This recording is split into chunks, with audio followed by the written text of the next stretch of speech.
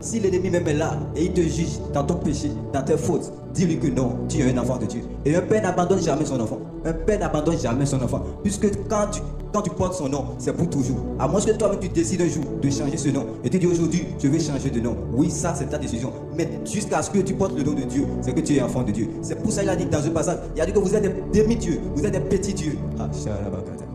Alors ensemble, nous allons voir comment Adam avait déçu l'Éternel. Nous lisons dans Genèse 3. Il est écrit, puisque tu as écouté la voix de la femme et que tu as mangé de l'arbre au sujet duquel je t'avais donné cet ordre, tu n'en mangeras point, le sol sera maudit à cause de toi.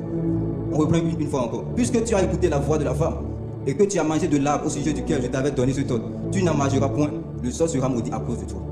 Le verset 24 dit, c'est ainsi qu'il chassa Adam et il mit à l'ouvert du jardin, à l'entrée du jardin, d'Éden, les chérubins qui agitent une épée flamboyante pour garder le chemin de l'arbre de vie. Bien qui étaient les anges, les serviteurs de Dieu, l'ont chassé. Dieu les a mis devant la porte, devant l'ouverture, pour que Adam ne puisse entrer. Ça montre que quand tu pèches, tu perds l'identité. Quand tu pèches, tu n'as même plus le droit. Même les serviteurs de Dieu sont capables de te renvoyer, puisque tu ne portes plus le sceau qui montre que tu es enfant de Dieu. Tu ne portes plus l'habit qui montre que tu es enfant de Dieu. Regardez les anges. La Bible dit que les anges sont nous, nos serviteurs. Et quand tu appelles un ange, tu dis fais-moi, il doit obéir. Mais le péché fait que tu perds cette autorité, tu perds cette puissance, cette force, le pouvoir que Dieu t'a donné de t'ordonner sur les choses. Tu n'as plus ce pouvoir. Et vous voyez, les anges étaient là pour empêcher Adam, le fils de Dieu, d'entrer dans le jardin, d'entrer dans son héritage. Et aujourd'hui, nous vivons ça dans la vie chrétienne, au jour le jour. Quand tu tombes, c'est pourquoi nous disons, Paul dit que il sait son corps. Et le prophète Ésaïe vient dans le livre d'Ésaïe pour montrer comment Jésus a dit oui, qu'il ira nous sauver.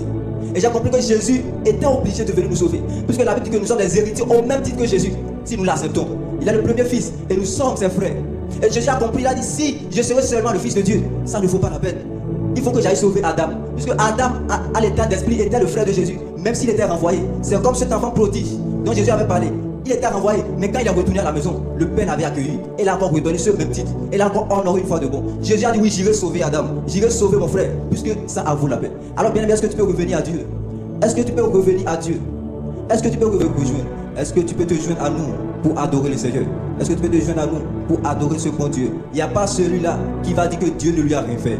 Il n'y a pas encore cet homme, même un païen qui va dire que Dieu ne lui a rien fait. Il n'y a pas cet homme. Puisque si le soleil se lève sur le juste et sur le méchant, c'est que Dieu est amour. Si la lune se lève sur le juste et sur le méchant, c'est que Dieu est amour. Si la pluie tombe sur le juste et sur le méchant, c'est que Dieu est amour. Et tout ce que ce Dieu nous demande, c'est que nous soyons aussi amour comme il est amour.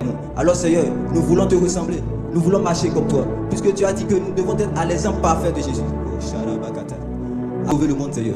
Tu n'as pas laissé l'homme dans son état sale. Tu n'as pas laissé l'homme dans sa vie pécheresse. La Bible dit que tu as aimé Adam, malgré qu'il était tombé, malgré que tu l'as chassé.